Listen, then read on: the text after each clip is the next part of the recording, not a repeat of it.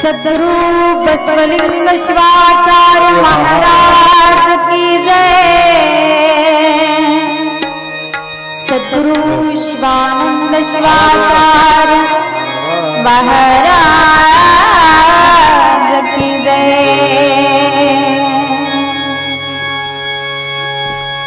वक्रतुंड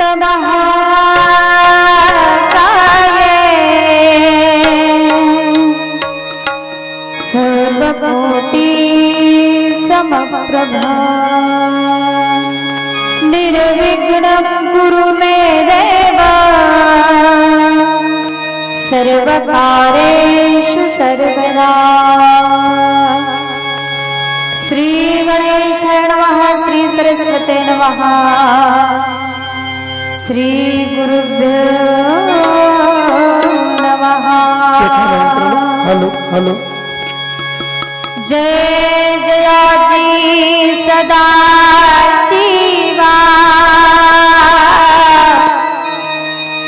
परब्रह्मद्वयानंद वैभवा।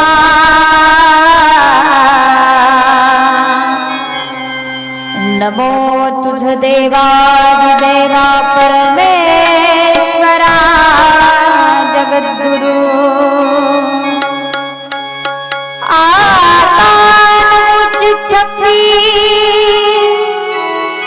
जी जगन्माता पार्वती अज्ञ जना उत्तम गति जिये जिये अनुग्रहे। वेदा पर शिव पर ब्रह्मा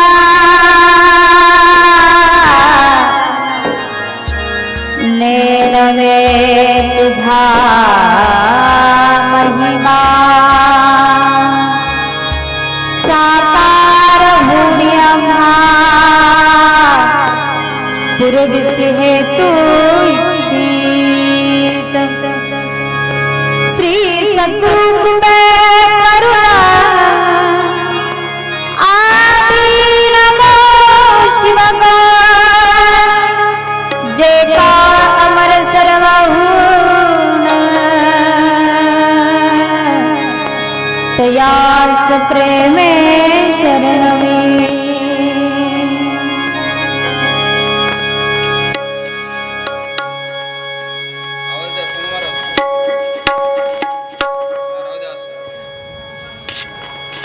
या विश्वाचा परमात्मा अनंत कोटी ब्रह्मांड नायक आशुतोष शिव शंभूंच्या चरणी वंदन करून शिवाच्या पंचमुखापासून उत्पन्न झालेल्या पंचाचार्यादी प्रथम गणांना साष्टांग दंडवत करून श्री शिवलिंगेश्वर भगवंताच्या चरणी वंदन करून परमपूज्य सद्गुरु बसवलिंग शिवाचार्य महास्वामीजी तुम्हा माझे गुरुवर्य सद्गुरु शिवानंद शिवाचार्य मौलीस अनंत अनंत कोटी साष्टांग दंडवत समर्पित करून उपस्थित गायक वादक मंडळी, उपस्थित तुम्हा सर्व संत सज्जन मायबापांच्या चरणी नतमस्तक होऊन आपल्या या शिवकथेला प्रारंभ करू। सर्वांनी हात जोडायचे। ओम श्री गुरु शिवानंदाय नमः।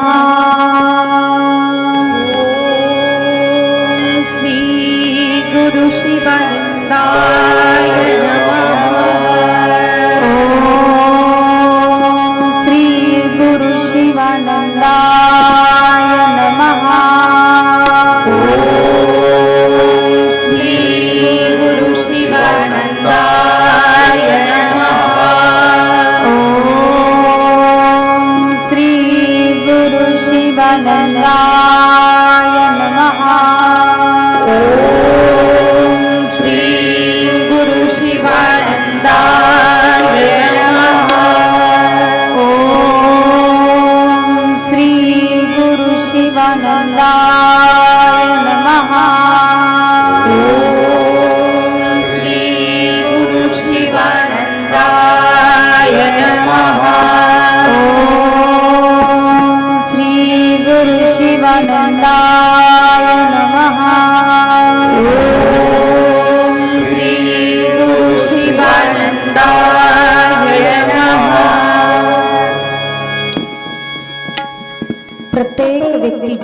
म्हणत असताना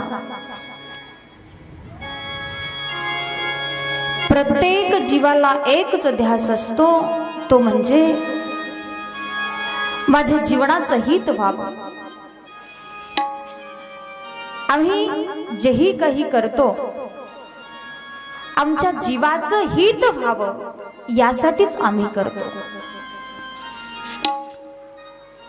आता आपण या शिवकथेमध्ये बसलो, याचाही उद्देश एकच असतो की माझ्या जीवनाचं हित व्हावं. जर जीवनाचं हित साधायचं असेल तर महत्वाचा विश्वास आहे.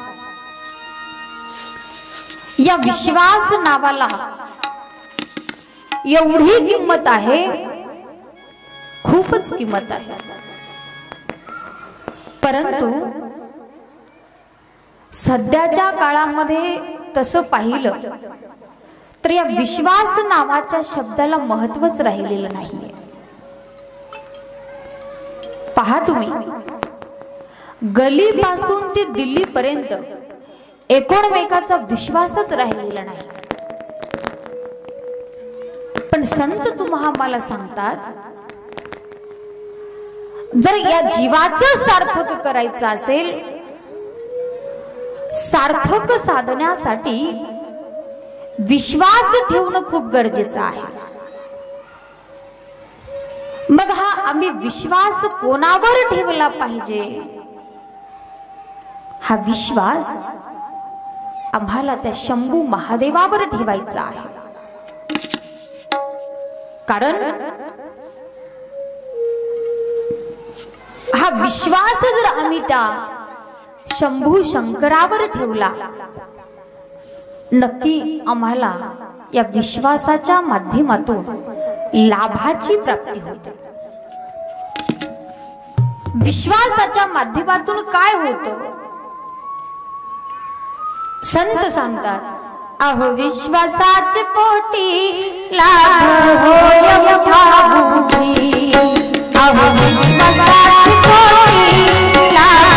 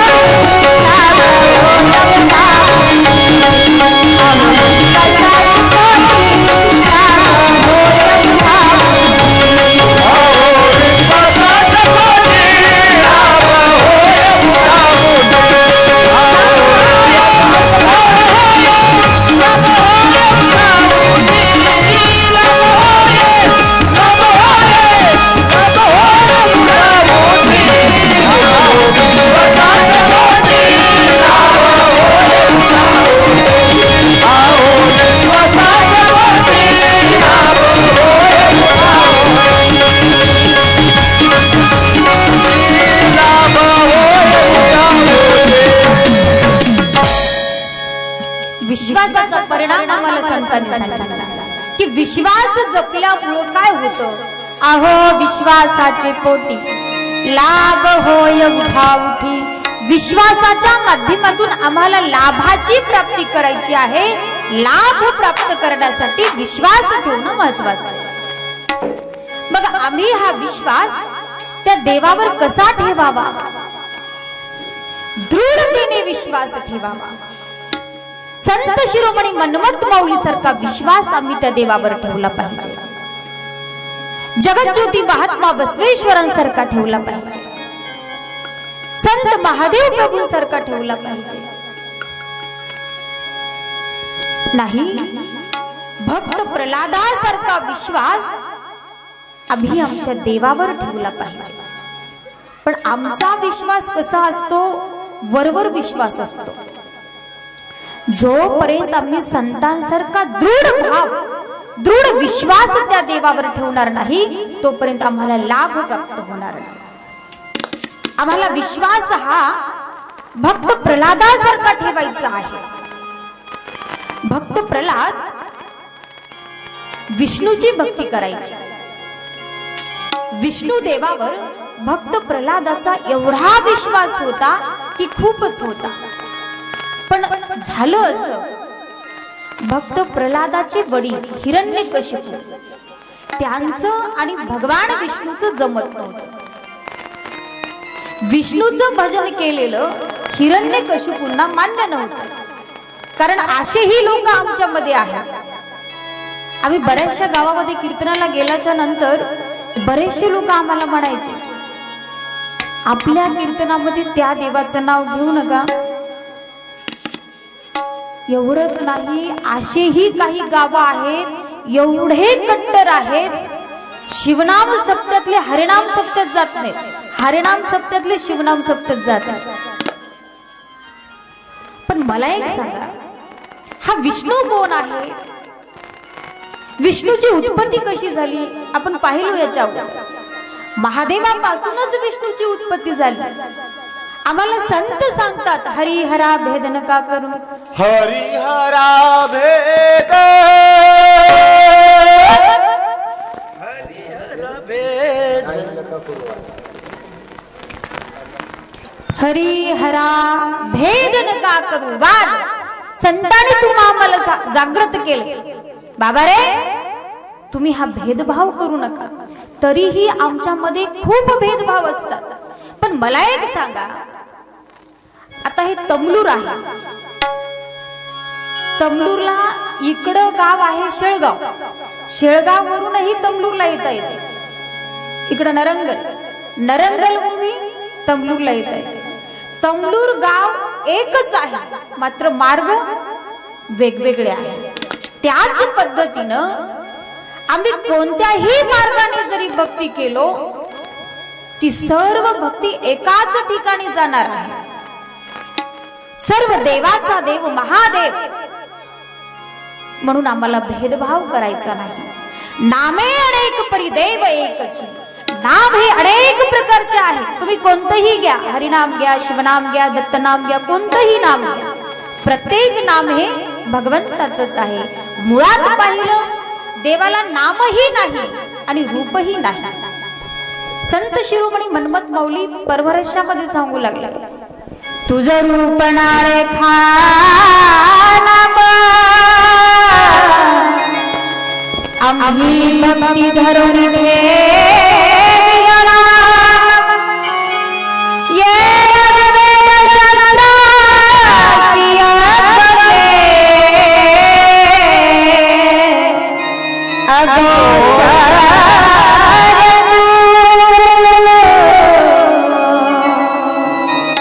देवाला नाम नाही, रूप नाही, आकार नाही, अवयव नाही, काहीच नाही. देव हा कसा आहे? निर्गुण निराकार तो भगवंत. मग तुम्ही कोणत्याही देवाचं नाम घेतलं तरी ते सर्व नामाचं पुण्य हे एकाच ठिकाणी मिळणार आहे, अथवा आम्ही केलेली सर्व भक्ती एकाच ठिकाणी जाणारी आहे. परंतु भक्त प्रल्हादाचे वडील तसे नव्हते. हिरण्यकशिपूंचं आणि विष्णूजींचं जमत नव्हतं. झालं असं, भक्त प्रल्हाद लहान असताना विष्णूजींची एवढी भक्ती करायचे, विष्णूंजीवर भक्त प्रल्हादाचा एवढा विश्वास होता की खूपच विश्वास होता. एके दिवशी भक्त प्रल्हाद हे विष्णूचं भजन करत असताना हिरण्यकशिपून पाहिल्याबरोबर हिरण्यकशिपूंना असा राग आला, खूपच राग आला. आणि हिरण्यकशिपूने त्या भक्त प्रल्हादाला मारून टाकायचं ठरवलं. तेव्हा हिरण्यकशिपू त्यांच्या सेवकांना आज्ञा केली, या प्रल्हादाला मारून टाका. आणि मारून टाकण्यासाठी एक काम करा, एका मोठ्या सापांच्या विहिरीमध्ये या प्रल्हादाला खाली ढकलून द्या, फेकून टाका. सेवकांनी प्रल्हादाला घेतले, निघाले सापांच्या विहिरीकडे. भक्त प्रल्हादाला उचलले आणि आणि त्या सापांच्या विहिरीमध्ये टाकल्याबरोबर सर्व सापांचा एक पुष्पहार झाला आणि तो पुष्पहार भक्त प्रल्हादाच्या गळ्यामध्ये पडला. हिरण्यकशिपूला कळालं आणखीनही हा प्रल्हाद जिवंत आहे. हिरण्यकशिपूने दुसरी आज्ञा केली. म्हटली बाबा रे, हा प्रल्हाद असा तर काही मरत नाही. याला एक काम करा, एका मोठ्या कढईमध्ये तेल गरम करा आणि त्या तळालेल्या तेलामध्ये या भक्त प्रल्हादाला आतमध्ये टाकून द्या. त्यांच्या सेवकांनी तसंच केले. प्रल्हादाला उचलले, मोठ्या कढईमध्ये तेल गरम केले आणि त्या तळालेल्या तेलामध्ये भक्त प्रल्हादाला टाकल्याबरोबर सर्व तेल थंडगार झालं आणि थंडगार तेलामध्ये प्रल्हाद मांडे घालून आतमध्ये बसले. हिरण्यकशिपूला कळालं आणखीनही हा प्रल्हाद जिवंत आहे. हिरण्यकशिपूला एवढा राग आला, ते त्यांच्या सेवकांना सांगू लागले, हा भक्त प्रल्हाद असा तरी काही मरत नाही. तुम्ही एक काम करा, याला विष पाजून मारून टाका. आता विष पाजवायचं कोणी हा प्रश्न पडला. हिरण्यकशिपूने एक काम केले. भक्त प्रल्हादाच्या आईला म्हणजेच कैयादू मातेला म्हटले, हे कैयादू, तुझ्याच हाताने ज्या पुत्राला 9 महिने 9 दिवस गर्भामध्ये ठेवून ज्याला जन्म दिला, त्याच पुत्राला तुझ्याच हाताने विष पाजून मारून. कैयादू माता रडू लागली, आक्रोश करू लागली, माझ्या बाळाला विष पाजून मी कसं काय मारू शकते. परंतु हिरण्यकशिपूंच्या समोर कैयादू मातेचं काहीही चालेल. कैयादू मातेच्या हातामध्ये विषाचा ग्लास दिला. कैयादू माता रडत होता, तरीही भक्त प्रल्हाद कैयादू मातेला म्हणू लागले, हे माता, तू रडू नको, आक्रोश करून घेऊ नको, कारण हे जरी मला विष पाजवलं तरही या विषाने मला काहीच होत नाही, कारण माझा विश्वास त्या विष्णूजीवर एवढा आहे, खूपच विश्वास. कैयादू मातेच्या हातामध्ये विषाचा ग्लास दिल्याच्या नंतर कैयादू मातेला भक्त प्रल्हादाला हे विष पाजवायला सांगितले. कैयादू मातेने तो विषाचा ग्लास भक्त प्रल्हादाच्या मुखाला लावले आणि भक्त प्रल्हाद पिऊ लागला. झालं असतं, पीत असताना ते विषाचं अमृत झालं आणि ते अमृत भक्त प्रल्हादाने ग्रहण केले. काय सामर्थ्य या विश्वासामध्ये आहे. याचा सर्व परिणाम, हे सर्व सांगण्याचा उद्देश एकच आहे. जर आम्ही दृढ भावनेने त्या देवावर जर विश्वास ठेवला तर आलेले संकट निवारण करणारा तो घेताना मनमताचे पर्वत घडतील पापाचे, पर्वत घडतील पापाचे, पर्वत घडतील पापाचे, घेताना मनमताचे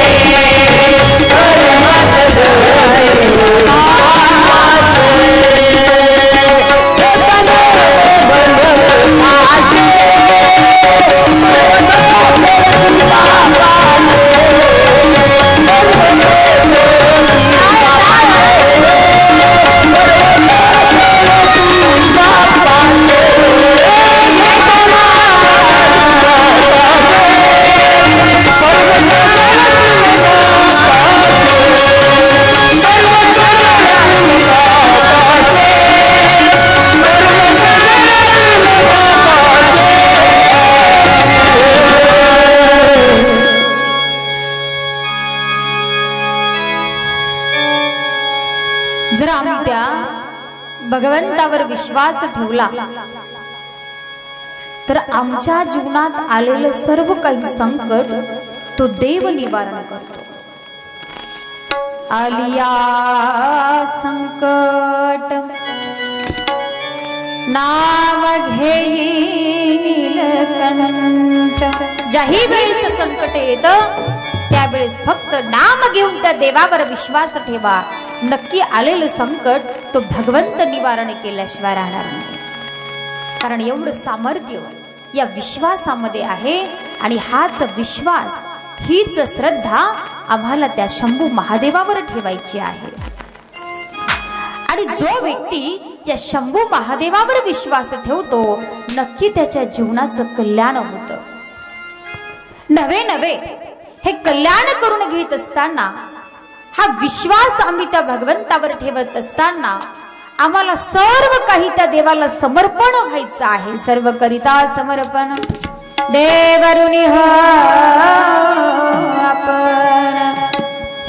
एवढ्यावरही थांबले नाही मौली. मागू नये काही वस्तू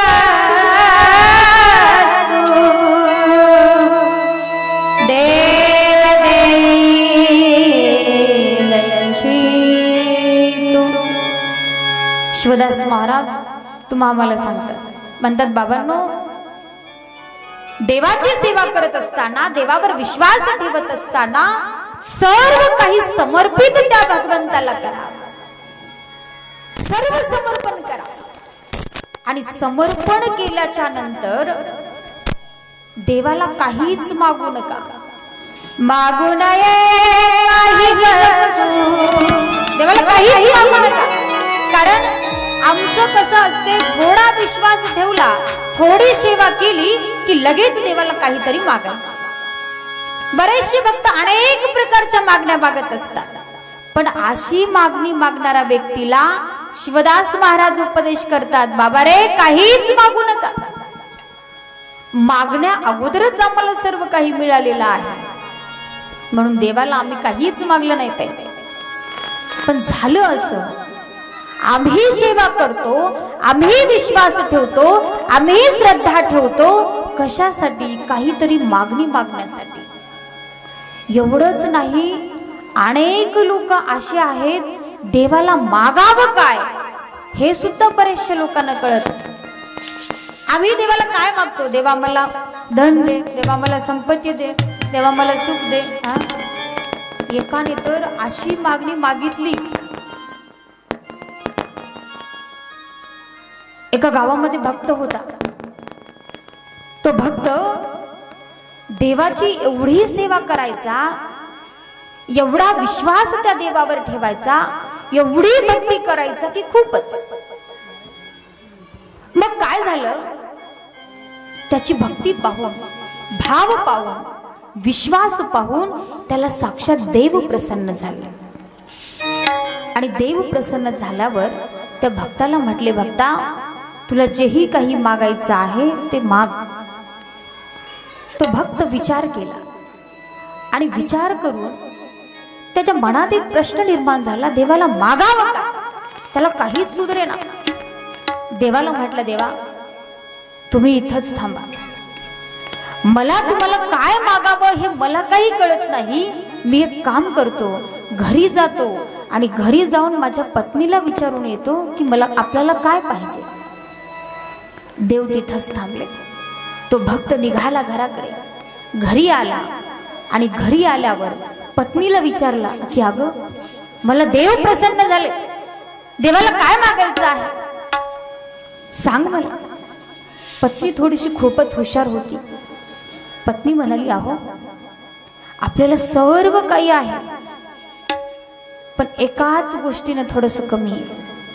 माझं नाक खूप नकटा आहे या नकट्या नाकाला थोडस सरळ करा. तो भक्त पळत पळत पळत देवाकडे गेला आणि देवाला म्हटला देवा मला सर्व काही आहे पण माझी एक मागणी आहे. माझ्या बायकोचं नाक खूप नकटा आहे या नकट्या नाकाला थोडस सरळ करा. देव तथास्तु म्हटले. तथास्तु म्हटल्या बरोबर या भक्ताच्या बायकोचं नाक हे सरळ झालं, खूपच मोठं झालं. घरी आल्यावर आपल्या बायकोकडे पाहतो तर काय बायको ओळखूच येईना. हे नाक भलं मोठ्याच्या मोठं झालेलं असतं की खूपच. बायको ओरडायला लागते, मी तुम्हाला काय सांगितले आणि हे तुम्ही काय केलात. जा देवाकडे आणि म्हणा देवाला, देवा आता तर खूपच लांब झालेलं, या लांब नाकाला थोडस लहान करा. भक्त पळत पळत पळत देवाकडे गेला आणि म्हटलं, देवा आता तर खूपच लांब झालेले, या लांब नाकाला थोडस लहान करा. देव तथास्तु म्हटले. तथास्तु म्हटल्याबरोबर ह्याच्या बायकोचं नाक पहिलं जेवढं होतं त्याच्यापेक्षाही लहान झालं.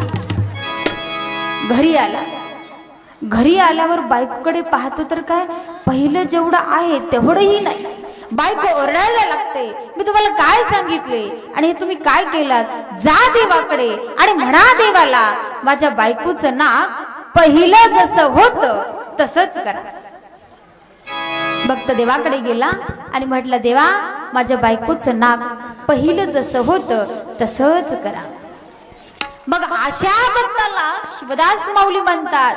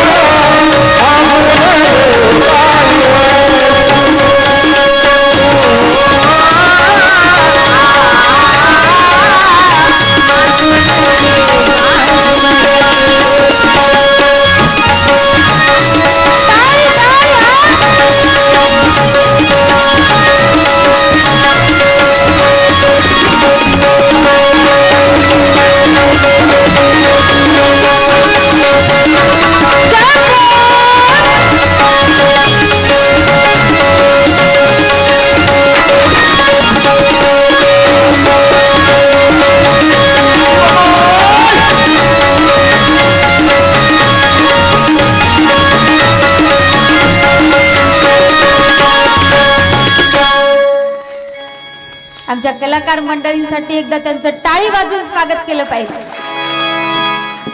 काय तबला वादन आहे, काय ऑर्गन वादन आहे, गायकी आहेत बरं का, नाहीतर तुम्ही नाराज असाल. सर्वच मंडळी नंबर 1 आहेत आणि तुम्हीही नंबर 1 आहेत,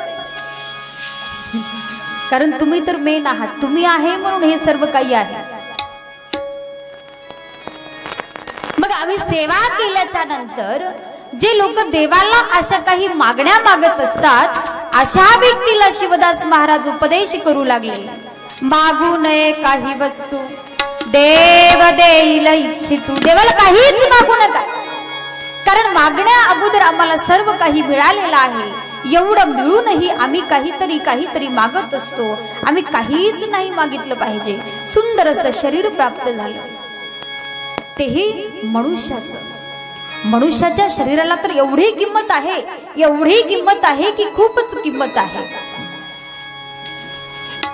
आपण आपल्या पहिल्या दिवसाच्या शिवकथेमध्ये अशोक राजाच्या दरबारामध्ये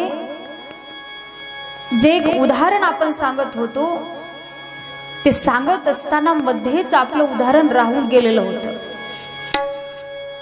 आमच्या काल भारती माता आप्पाजी सांगितले ना तुम्हाला, त्यांचा परिचय दिलेला आहेत आप्पा तुम्हाला. ते भेटले, ते म्हणाले ताई तुम्ही त्या दिवशी दृष्टांत सांगत सांगत थोडंसं राहून गेले, ते आज तुम्ही सांगा. आपण सांगत होतो त्या दिवशी या मनुष्याच्या शरीराला एवढी किंमत आहे, एवढी किंमत आहे की खूपच किंमत आहे. आता किंमत आहे ही खरी, परंतु कुठपर्यंत किंमत आहे, जोपर्यंत हे शरीर, जोपर्यंत आम्ही जिवंत आहात तोपर्यंतच आम्हाला किंमत आहे. या विश्वामध्ये अनेक जीव आहेत, अनेक जीव असताना सुद्धा संतांनी फक्त मनुष्य जीवाला सर्वात श्रेष्ठ मानले. श्रेष्ठ कुठपर्यंत आहे, जोपर्यंत जिवंत आहे तोपर्यंत आहे. एकदा याच्यातून जीव निघून गेला, या शरीराला शून्य किंमत आहे. इतर जीव, अनेक प्राणी मृत्यू नंतरही कामाला येतात, परंतु मनुष्याचं शरीर हे असे एक आहे, जोपर्यंत जिवंत आहे तोपर्यंतच हे कामाला येतं. याचं साधं उदाहरण आपण पाहत होतो. सम्राट अशोक राजाच्या दरबारामध्ये असं झालं की राजेसाहेबांनी त्यांच्या सेवकाला एक पेटी दिली होती, संदूक दिला होता. आणि ती पेटी दिल्याच्या नंतर राजेसाहेबांनी त्या सेवकाला सांगितले, म्हटले बाबा रे, ही पेटी घेऊन तू बाजारामध्ये जा आणि बाजारामध्ये जाऊन या पेटीमध्ये जेवढ्या वस्तू आहेत त्या वस्तू तू विकून ये. सेवकाने ती पेटी घेतली आणि निघाला बाजारामध्ये. बाजारामध्ये गेल्याच्या नंतर ती पेटी उघडली. उघडल्याबरोबर त्या पेटीमध्ये अनेक प्राण्याचे मुंडके होते, मस्तक होती. आणि त्या मस्तकामध्ये एक मनुष्याचंही मस्तक होतं. झालं असं, त्या बाजारामध्ये मनुष्याचं मस्तक सोडून दुसरे जेवढेही मस्तक होते ते सर्व मस्तक विकून गेले. मात्र शेवटी राहिलं फक्त एकच, ते म्हणजे मनुष्याचं मस्तक. हे मनुष्याचं मस्तक कोणीच घेईना. त्या सेवकाने एक आयडिया सुचवली. म्हटलं आपण एक काम करू, हे मनुष्याचं मस्तक विकत तर कोणी घेत नाही, आपण याला फुकट देऊन टाकू. परंतु ते फुकट सुद्धा कोणीच घ्यायला तयार नको. ती पेटी घेतली आणि निघाला राजेसाहेबांकडे. राजेसाहेबांना सर्व हकीकत सांगितला. तेव्हा राजेसाहेब त्या सेवकाला सांगतात, म्हणतात बाबा रे, काय या मनुष्य जीवाची अवस्था आहे. जोपर्यंत याच्यामध्ये जीव आहे, जोपर्यंत आम्ही जिवंत आहात तोपर्यंतच आम्ही कामाला येतो. एकदा या शरीरातून जीव निघून गेला की आमची शून्य किंमत आहे. हे शरीर कसं आहे, नाशिवंत हे नाशिवंत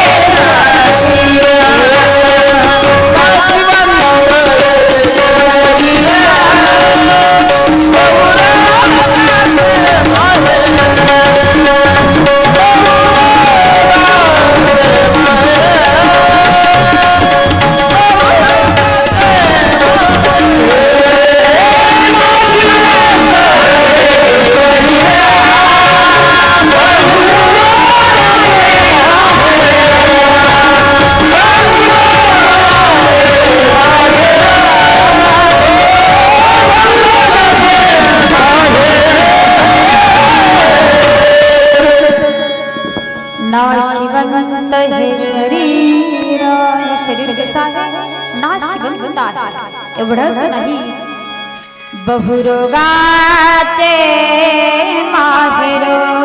या बहुरोगाचं माहेरघर म्हणजे आमचं शरीर. या बहुरोगावर एकच औषध आहे. औषध हे जाण काय आहे? शिवनाम.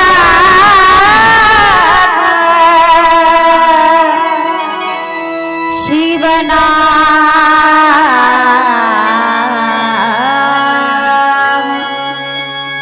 भवरोग दूर करण्यासाठी एकच औषध आहे, ते म्हणजे भगवंताचं नाम. नाम कसं आहे? सार आहे. शिवदास म्हणे असार संसार.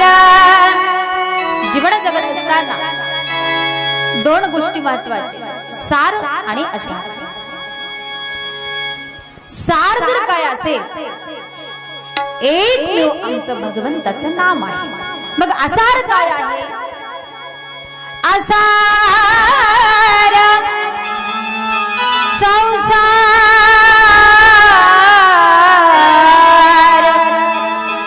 असार काय आहे? संसार आहे. आणि सार काय आहे? नाम. नाम. नाम या शब्दाचा उलट जर अर्थ केला काय होतो? म्हणा. काय म्हणा? नाम. नाम म्हणा. कारण हे नाम म्हटल्यामुळं आमच्या जीवनाचं हित होतं. आणि हे हित साधत असताना हे कल्याण करून घेण्यासाठीच चालू असलेली ही शिवकथा. आणि आजच्या या शिवकथेचा 5वा दिवस. कालच्या सत्रामध्ये आपण सती आणि रुद्रदेवाचा विवाह झाला. सती मातेचा आणि महादेवाचा विवाह झाला. विवाहाच्या नंतर सती माता आणि महादेव रुद्रदेव कैलास पर्वतावर गेले. आणि कैलास पर्वतावर गेल्याच्या नंतर महादेवाने सती मातेला भक्ती महात्म्य सांगितले. आता नारद मुनी ब्रह्मदेवाला प्रश्न विचारतात. म्हणतात, देवा, सती माता आणि महादेव कैलासावर गेल्याच्या नंतर पुढे काय झालं? तेव्हा ब्रह्मदेव सांगू लागले नारद मुनींना, एकदा सती मातेला घेऊन महादेव आणि सती माता हे त्रैलोक्य पाहण्यासाठी निघाले. या त्रैलोक्याची माहिती, या त्रैलोक्याची ओळख करून घेण्यासाठी सती मातेला घेऊन महादेव निघाले. निघाल्याच्या नंतर प्रथम त्यांनी भूलोकामध्ये आले. आणि भूलोकामध्ये फिरत असताना एका ठिकाणी, एका डोंगरामध्ये, वनामध्ये त्यांना 2 महापुरुष भेटले. आणि त्या महापुरुषाला बघितल्याबरोबर महादेवाला एवढा आनंद झाला, खूपच आनंद झाला. आणि त्या आनंदामध्ये महादेवाने त्या महापुरुषांना नमस्कार केले. खूप प्रसन्न झाले. आणि महादेवाची प्रसन्नता पाहून महादेवानी त्या पुरुषाला नमस्कार केलेलं पाहून सती मातेला प्रश्न पडतो, एवढे मोठे देव, नाथांचा नाथ, देवांचा देव महादेव, आणि असा हा महादेव या पुरुषांना नमस्कार का केले? तेव्हा सती माता रुद्रदेवांना, महादेवांना प्रश्न विचारले.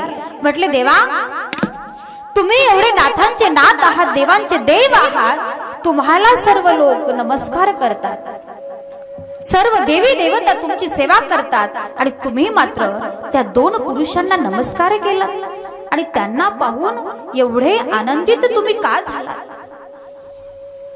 तेव्हा महादेवांनी सती मातेला सांगितले, हे सती, दोन पुरुष आहेत ना, हे दोन पुरुष राम आणि लक्ष्मण आहेत. आणि हा मोठा जो आहे राम, हा राम विष्णूचा अवतार आहे. आणि या रामाला बघितल्यामुळं मला खूप आनंद झाला.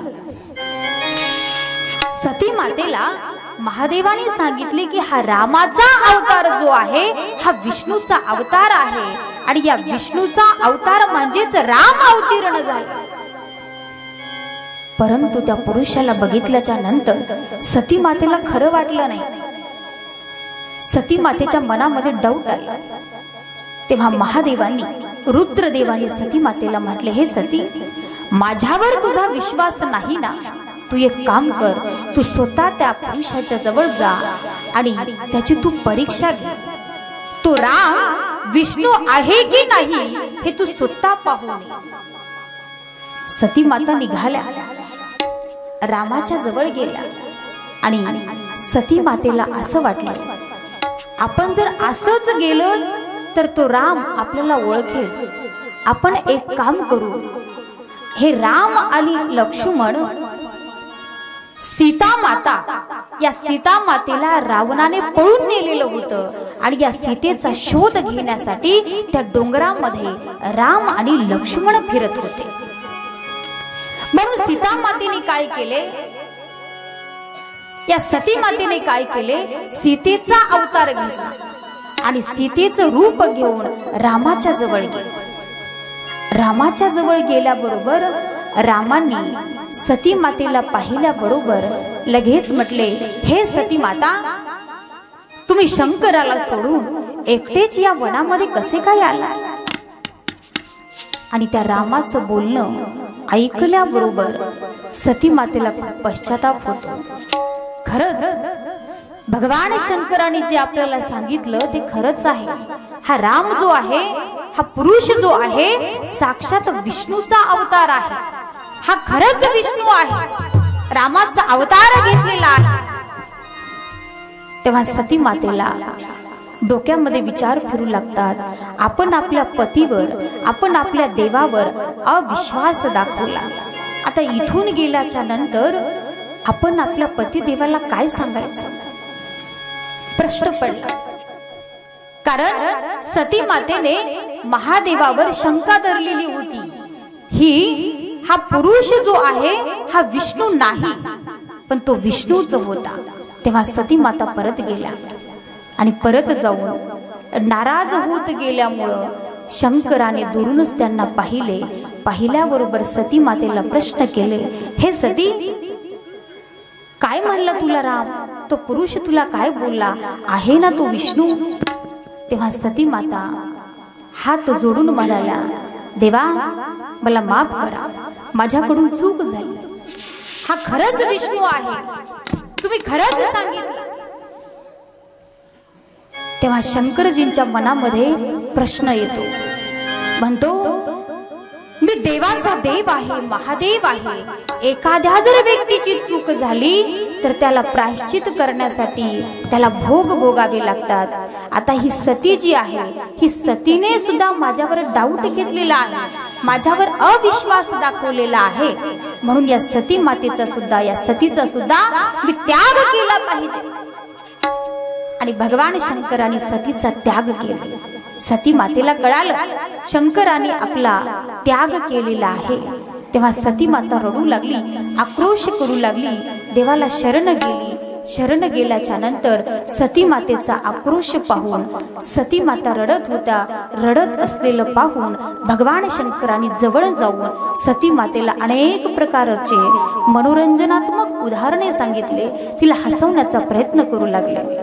आणि सती मातेला खरंच वाटलं, माझ्या महादेवाने मला माफ केलेला आहे. परंतु सती मातेला काही माफ केलेले शंकरजी नव्हते. झालं असं, बऱ्याचशा दिवसानंतर यांच्या दोघांचा विवाह झाल्यावर एके ठिकाणी प्रयाग क्षेत्री एक मोठी सभा होती, एका मोठा यज्ञ होता. आणि त्या यज्ञामध्ये अनेक देवी देवताही गेलेले होते. आणि तिथे गेल्याच्या नंतर अनेक देव एकमेकाची स्तुती करत होते, बोलत होते. त्यानंतर शंकरजीही तिथे गेले.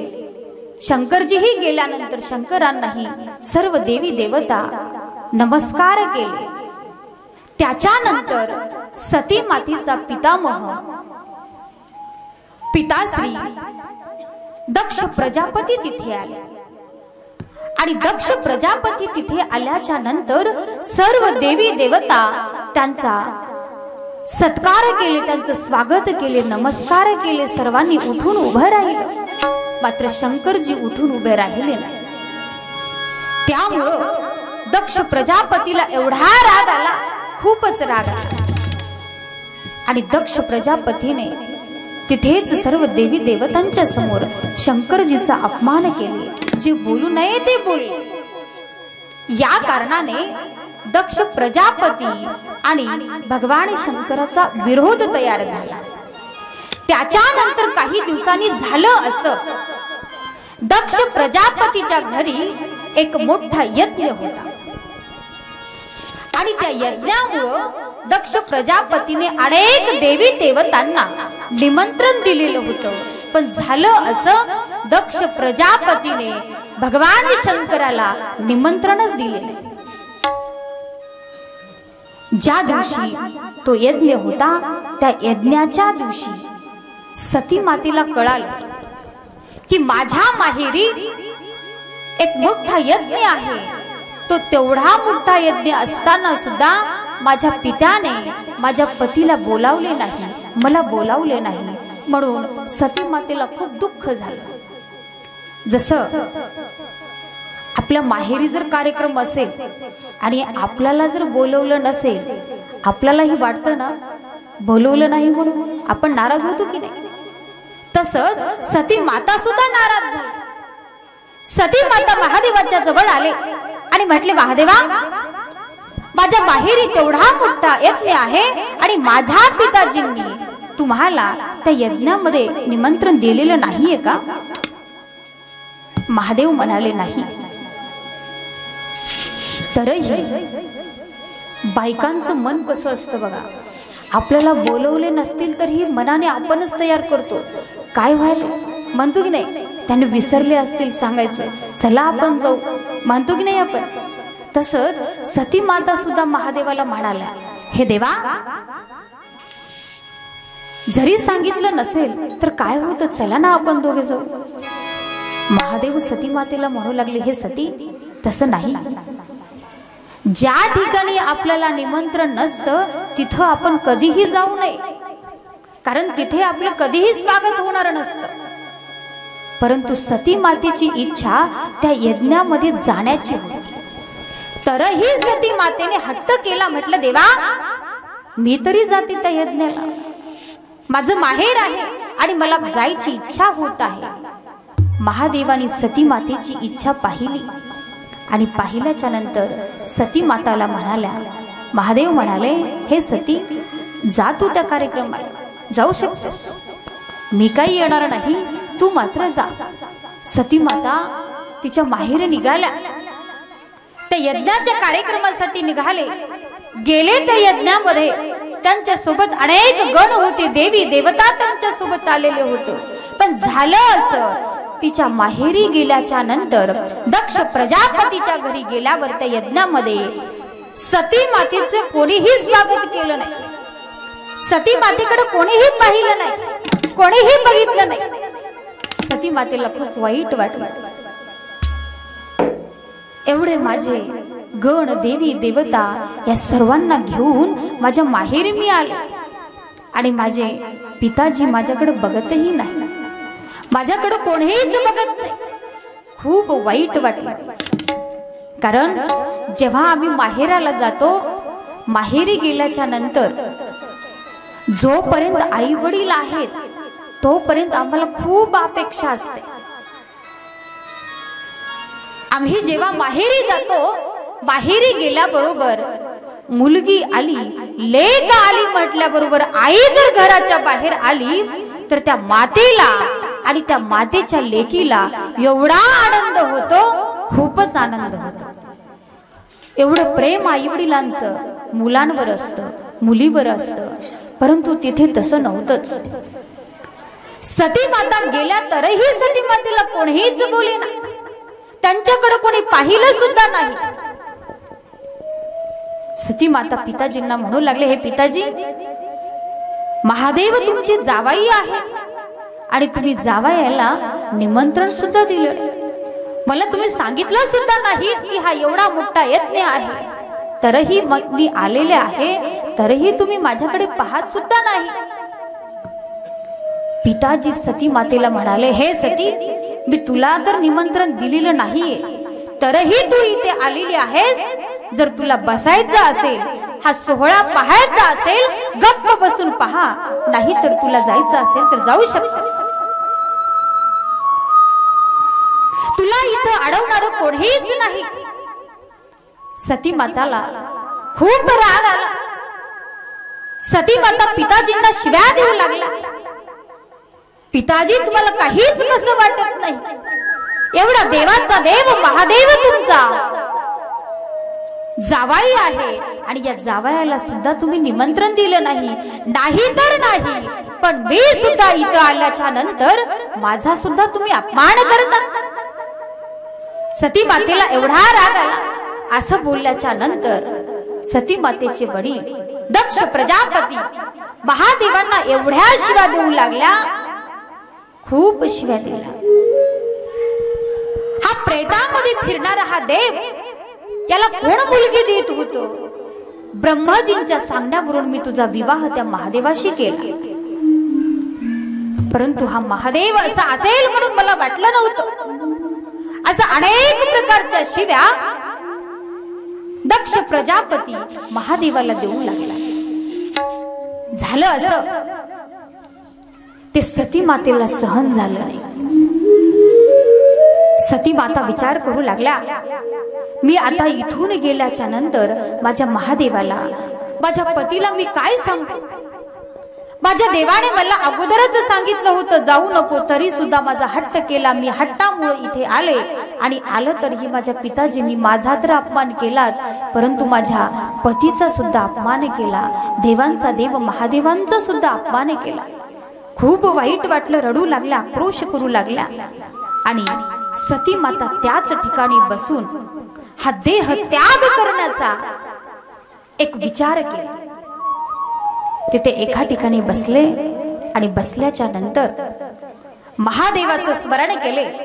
इकडे यज्ञ चालू होतो आणि त्या यज्ञाच्या बाजूला सती माता बसल्या आणि बसून अंतःकरणापासून त्या महादेवाचं स्मरण केले आणि स्मरण करून देह त्याग केला. त्या यज्ञामध्ये सती मातेच्या जीवाचा त्याग झाला, प्राण त्याग सती मातेने केला.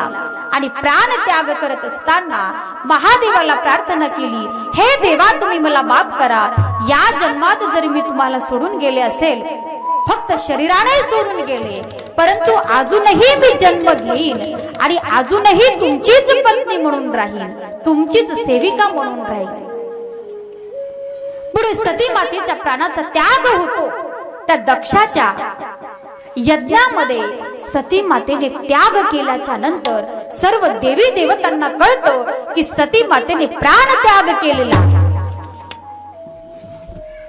दक्ष प्रजापतीला कळाल्याबरोबर दक्ष प्रजापती एवढे परेशान होतात की खूपच सर्व देवी देवता सुद्धा परेशान होतात. महादेवांनाही कळालं, माझ्या सती मातेने, माझ्या सतीने दक्षाच्या यज्ञामध्ये प्राणत्याग केलेला आहे. तेव्हा महादेवांनी जठेतला एक केस उपडला आणि त्यातून वीरभद्राची उत्पत्ती केली. आणि त्या वीरभद्रासोबत अनेक गणही त्या दक्षाच्या घरी म्हणजे त्या यज्ञाच्या ठिकाणी पाठवले. आणि तिथं पाठवल्याच्या नंतर त्या दक्षाचा वध करण्यासाठी सांगितले. म्हणूनच दक्ष प्रजापती यज्ञ करून गेला, दक्ष प्रजापती यज्ञ करून गेला, दक्ष प्रजापती यज्ञ करून गेला, दक्ष प्रजापती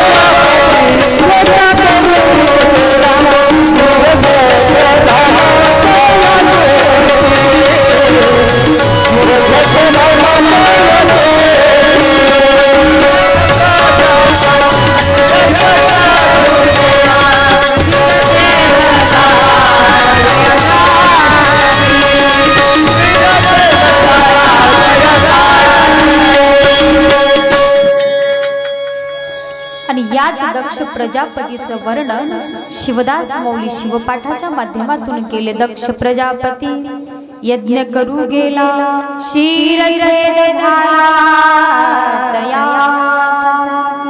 दक्ष प्रजापतीने या यज्ञामध्ये सती मातेचा एवढा अपमान केल्यामुळं सती मातेने प्राणत्याग केला आणि हे महादेवाला शरण झालं, महादेवाला सहन झालं नाही। म्हणून त्यावेळेस वीरभद्राला त्यांनी दक्ष प्रजापतीचा वध करण्यासाठी पाठवले आणि वीरभद्राच्या हाताने वीरभद्रांनी दक्ष प्रजापतीचा शिरछेद केला आणि अशा प्रकारे दक्ष प्रजापतीचा यज्ञ पूर्ण झालेलाच आहे।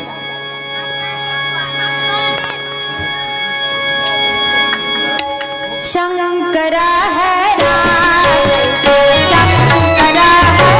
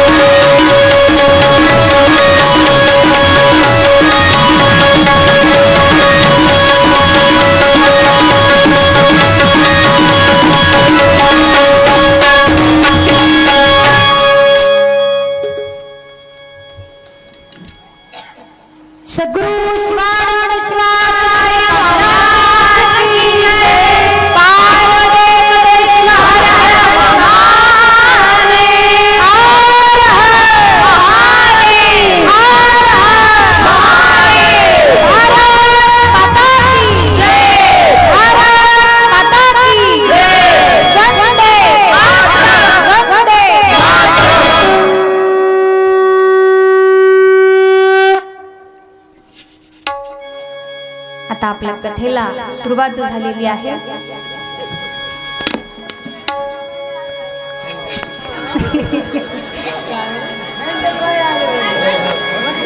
नाही नाही नाही, तुम्ही मेंटल नाही, तुम्ही शहाणे आहेत, बसा खाली। तुमच्या मनावर जायची इच्छा असेल तर जा, बस इकडे लक्ष द्या। अशा प्रकारे दक्ष प्रजापतीचा वध झाला, दक्षाचा शिरछेद झाला आणि शिरछेद झाल्याच्या नंतर सर्व देवी देवता भगवान शंकराच्या जवळ गेले आणि सर्व देवी देवता शंकराची प्रार्थना केली, शंकरजींना क्षमा मागितले, माफी मागितले। तेव्हा भगवान शंकरांनी पुन्हा एकदा दक्ष प्रजापतीला जिवंत करण्याचं ठरवलं। शंकराने सर्व देवी देवतांना विचारले, या दक्ष प्रजापतीचा जो वध केलेला आहे, हे वध केलेलं हे मस्तक तिथे आहे का? तेव्हा वीरभद्रांनी महादेवांना सांगितले, हे महादेवा, मी या दक्ष प्रजापतीचा शिरछेद केल्याच्या नंतर, या दक्ष प्रजापतीचं मस्तक तोडल्याच्या नंतर ते मस्तक मी या महायज्ञामध्ये जाळून टाकलेलं आहे. तेव्हा महादेवांनी पुन्हा बोकडाचं मस्तक, बोकड माहिती आहे, बोकडाचं मस्तक त्या दक्ष प्रजापतीला बसवले. दक्ष प्रजापतीला बसवल्याच्या नंतर कृपा दृष्टीने त्यांच्याकडे पाहिले. पाहिल्याबरोबर दक्ष प्रजापती जिवंत झाले. जसं आम्ही झोपेतून उठतो त्याच पद्धतीनं दक्ष प्रजापती सुद्धा उठून उभे राहिले आणि पुढे महादेवाला पाहिल्याबरोबर दक्ष प्रजापतीला एवढा आनंद झाला, खूपच आनंद झाला. आणि दक्ष प्रजापती महादेवाला शरण आले, दर्शन घेतले, माफी मागितली, क्षमा मागितली.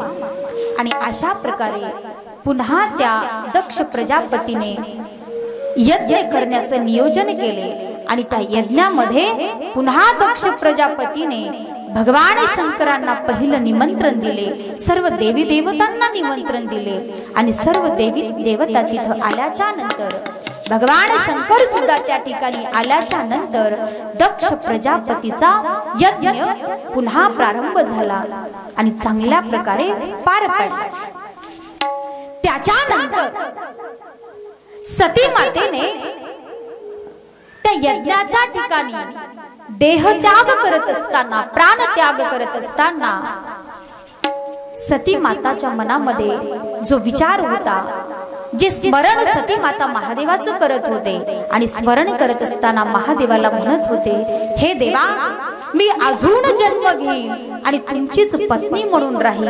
तेव्हा ती सती माता त्या यज्ञामध्ये प्राणत्याग केल्यावर सती माता ही चेतना आकाशाला पावला आणि तिथून हिमालयाच्या पोटी, मेनेच्या पोटी पार्वती नावाने ते जन्म घेतला. आणि त्याच्या पुढे पार्वती माता एवढी तपश्चर्या केल्या आणि त्या तपश्चर्याच्या माध्यमातून महादेवाशी विवाह झाला. ही कथा आपल्याला पुढच्या भागामध्ये पाहायची आहे. तत्पूर्वी आम्हाला सुद्धा त्या भगवंताशी एकनिष्ठ होण्यासाठी त्याची सदैव सेवा करायची आहे. आणि ही सेवा आम्हाला अशी करायची आहे की अंतःकरणापासून त्यांची सेवा करायची आहे. त्या देवाची जर सेवा केली, त्या सेवेच्या माध्यमातून नक्की आमच्या जीवनाचं कल्याण होतं. आणि कल्याण करून घेण्यासाठी आम्हाला सेवा करायची आहे. बघ, आम्ही सेवा अशी केली पाहिजे, कशी केली पाहिजे? सेवा करावी निर्मळ, सेवा करावी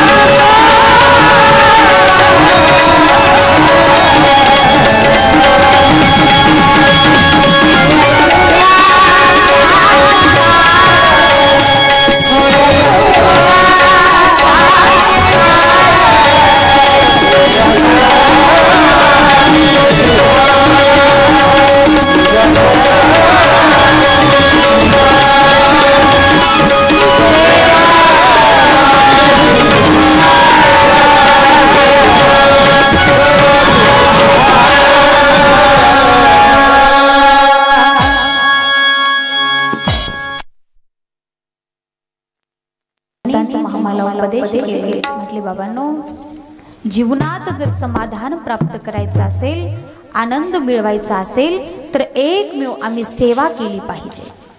मग तुम्ही कोणतीही सेवा करा, देवाची सेवा करा, आई वडिलांची सेवा करा. इथं शिवानुभव मंडपामध्ये आल्याच्या नंतर इथलीही तुम्ही काहीही सेवा करू शकता. झाडून काढण्याची ही सेवाच आहे. इथला स्वच्छ राखण्याचा विचारही तो म्हणजे एक प्रकारची सेवाच आहे. फक्त आम्हाला सेवा करायची आहे, मग ती कोणतीही सेवा असेल. आम्ही देवाची सेवा करत असताना महत्वाचं म्हणजे आम्ही आमच्या आई वडिलांची सुद्धा सेवा केली पाहिजे. कारण सध्याच्या काळामध्ये अशी परिस्थिती झालेली आहे, प्रत्येक व्यक्तीला वाटत आहे हम दो हमारे दो, आई वडील नको. आम्हाला आमचे आई वडील लहानाचं मोठं करतात आणि मोठं झाल्याच्या नंतर आमचं लग्न झालं, आम्हाला वाटतं आई वडील नको, फक्त हम दो हमारे दो. मग आई वडील कुठं जायचे? हा, आई वडिलांना कुठं पाठवायचं? काही दिवसापूर्वी, बऱ्याचशा दिवसापूर्वी एकदा पेपरला एक कथा आलेली होती. तुम्हीही वाचवला असताल, तुम्हालाही माहिती असेल. एक छोटंसं कुटुंब होतं. त्या कुटुंबामध्ये आई वडील आणि त्यांचा मुलगा राहत होता. त्या आई वडिलांना एकुलता एक मुलगा होता. त्या मुलाची ते आई वडील एवढा लाड करायचे, एवढा लाड करायचे, खूप लाड करायचे. कारण एकुलता एक मुलगा म्हणून त्याचा खूप लाड करायचे. ते कुटुंब खूप गरीब होतं. ते काम करावं तरच ते खाऊ शकत होते, अशी त्यांची परिस्थिती होती. परंतु तसं असतानाही आई वडिलांची एकच इच्छा होती, आम्ही रात्रीचा दिवस करू, दिवसाचा रात्र करून कितीही कष्ट करू, पण आपल्या मुलाला शिकवायचं. असं म्हणून आई वडील रात्रंदिवस एवढे कष्ट करायचे, खूप कष्ट करायचे आणि कष्टाच्या माध्यमातून मिळवलेले पैसे, त्या पैशातून लेकराला शिकवायचे. पाहता पाहता तो मुलगा लहानाचा मोठा झाला. त्याची 9वी झाली, 10वी झाली आणि 11वी 12वीला तो शिकण्यासाठी, कॉलेजसाठी मोठ्या सिटीमध्ये त्याला ठेवले. पुण्याच्या ठिकाणी, हैदराबादच्या ठिकाणी, अशा मोठ्या सिटीमध्ये त्याला शिकण्यासाठी, कॉलेजसाठी ठेवले. ठेवल्याच्या नंतर झालं असं, तो मुलगा कॉलेजला जात होता. कॉलेजला जात असताना, कॉलेज करत असताना त्याच्या वर्गातल्या एका मुलीशी त्याचं प्रेम झालं. एवढं प्रेम झालं की खूप प्रेम झालं आणि तो मुलगा अक्षरशः त्या मुलीजवळ गेला आणि त्या मुलीला म्हटला, मला तुझ्याशी लग्न करायचं आहे. मुलगी म्हणाली, बाबा रे, तुला माझ्याशी लग्न करायचं आहे? माझ्याशी लग्न करायचं असेल तर माझी एक अट आहे. तुला अगोदर माझी अट पूर्ण करावी लागेल, तरच मी तुझ्याशी लग्न करेन. तो मुलगा म्हणाला, काय तुझी अट आहे? तुला काय पाहिजे ते सांग, मी आणून देईन, पण मला तुझ्याशी लग्न करायचं आहे. मुलगा विचारू लागला. मुलगी म्हणाली, मला अशी एक वस्तू पाहिजे, ती वस्तू जर तू मला आणून दिलास तरच मी तुझ्याशी लग्न करीन. मुलगा विचारला, तुला पाहिजे तरी काय? तेव्हा मुलगी म्हणाली, मला तुझ्या आईचं काळीज पाहिजे. जर तू मला तुझ्या आईचं काळीज जर आणून दिलास तरच मी तुझ्याशी लग्न करीन, नाही तर करणार नाही. इकडं आई वडील रात्रंदिवस एवढे कष्ट करायचे आणि कष्टाच्या माध्यमातून मिळवलेल्या पैशातून या मुलाला शिकवायचे. परंतु मुलगा मात्र इकडे असं हे कारस्थान केला. त्या मुलीला म्हटला, माझ्या आईचं काळीज मी तुला एका दिवसामध्ये आणून देतो. असं म्हणून तो मुलगा निघाला घराकडे. घरी आला, एक दिवस राहिला आणि आई वडिलांना तेवढ्या लांबून माझा मुलगा आला, माझा मुलगा आला म्हणून एवढे आई वडील खुश झाले, खूप खुश झाले. आणि मुलगा येत आहे म्हणून पंच पक्वानाचं जेवायलाही बनवून ठेवले, जेवण केले, त्या मुलाचा खूप लाड केले. आणि जिकडे तिकडे आई वडिलांनी मुलगा झोपी गेले. झोपे गेल्याच्या नंतर झालं असं, अर्ध्या रात्री तो मुलगा उठला आणि आईजवळ आला आणि आईला म्हटला, आई. आईने मुलाची हाक ऐकल्याबरोबर आई म्हणाली, बाळा तू कशासाठी आला, तुला काय पाहिजे. तो मुलगा म्हणाला, आई मला तुझं काळीज पाहिजे, काळीज पाहिजे म्हणतेस. आणि आईच्या पोटामध्ये चाकू खुपसणतेस. घातला चाकू, काढला काळीज आणि निघाला त्या मुलीकडे. मुलीकडे गेल्याच्या नंतर मुलीला दिला तो काळीज. देत असताना मुलीने त्याला पाहिल्याबरोबर त्या मुलाला म्हटली, तू थोडेसे बाजूला हो. बाबा रे, ज्या आई वडिलांनी तुला 9 महिने 9 दिवस गर्भामध्ये ठेवून तुला जन्म दिला, एवढं लहानाचं मोठं केले, रात्रीचा दिवस दिवसाचा रात्र करून कष्टाच्या माध्यमातून मिळवलेले पैसे आणि त्या पैशातून तुला शिकवत आहेत, अशा आई वडिलांची तुला किंमत नाही, काल आलेल्या मुलीची तुला काय किंमत. तुझ्यासाठी जीवन जाळीलं रे बाळा, कुणी नाही पाणी पाजलं. हो हो, तुझ्यासाठी जीवन जाळीलं रे बाळा, कुणी नाही पाणी पाजलं. तुझ्यासाठी जीवन जाळीलं कोणी नाही पाणी पाजलं. तुझ्यासाठी जीवन जाळीलं कोणी नाही पाणी पाजलं.